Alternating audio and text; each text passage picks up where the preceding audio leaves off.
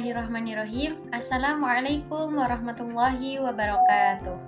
Perkenalkan, nama saya Siti Afifah Humairah dengan NIM 23410741. Saya Arini Ammarawati dengan NIM 23410747. Di sini kami akan menganalisis sebuah kasus untuk memenuhi tugas hukum perdata internasional dengan dosen pengampu Profesor Nandang Sutrisno, SH LLM M.Hum PhD.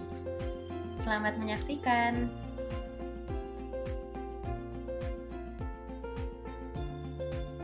Yeni Savitri, seorang perempuan warga negara Indonesia, dan John Andrew, seorang pria warga negara Australia, merupakan dua sahabat dekat yang sama-sama tinggal di Yogyakarta dan keduanya baru saja menyelesaikan kuliahnya pada program internasional di universitas swasta ternama di Yogyakarta.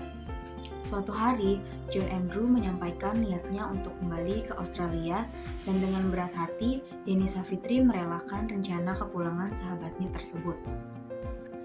Sebelum keberangkatan John Andrew menuju Yogyakarta International Airport, di rumahnya, Yeni melepas kepergian John Andrew dan menyuguhkan minuman teh manis.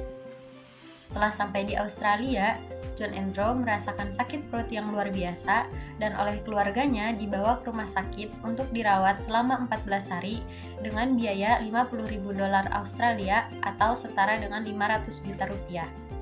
Dari diagnosa dokter diketahui bahwa penyebab sakit perutnya John karena teh yang disuguhkan oleh Yeni sudah lama kadaluarsa. Setelah sembuh, John menggugat Yeni secara perdata di Pengadilan Negeri Yogyakarta.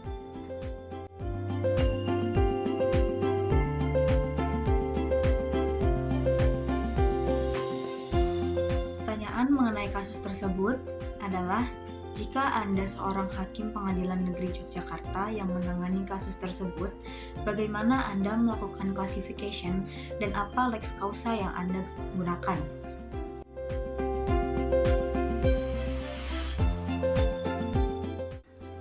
Untuk penyelesaian kasus tersebut, terdapat dua langkah.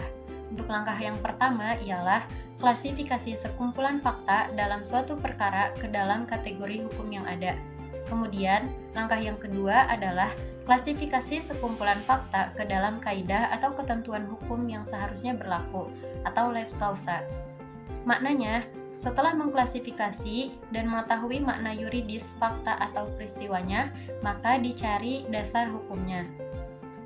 Dalam sekumpulan fakta pada kasus Yeni Savitri dan John Andrew, ditemukan beberapa titik pertalian yang menunjukkan, yang pertama, Indonesia merupakan domisili, tempat terjadinya perbuatan melawan hukum, dan tempat dilaksanakannya persidangan, sehingga hukum Indonesia relevan sebagai lex domisili, lex loci delicti commissi, dan locus forum.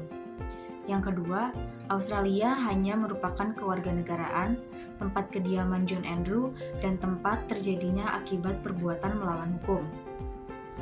Berdasarkan penjelasan di atas, dapat disimpulkan bahwa titik pertalian kasus tersebut sebenarnya hanya ada di Indonesia, karena Australia hanya merupakan kewarganegaraan, tempat kediaman John Andrew, dan tempat terjadinya akibat perbuatan melawan hukum. Maka lex causa yang berlaku adalah lex fori, atau hukum pengadilan di mana perkara tersebut diadili. Dalam Undang-Undang Nomor 1 Tahun 1999 tentang pengesahan perjanjian antara Republik Indonesia dan Australia mengenai bantuan timbal balik dalam masalah pidana, atau Treaty Between the Republic of Indonesia and Australia on Mutual Assistance in Criminal Matters, menjelaskan bahwa perjanjian tersebut bertujuan untuk meningkatkan kerjasama yang efektif dalam rangka penegakan hukum dan pelaksanaan peradilan antara kedua negara, yang meliputi untuk yang pertama, bukti, dan untuk mendapatkan pernyataan dari orang, pelaksanaan surat rogatori. Kemudian yang kedua adalah pemberian dokumen dan catatan lain. Yang ketiga, lokasi dan identifikasi dari orang. Kemudian yang keempat, pelaksanaan permintaan untuk pencarian dan penyitaan.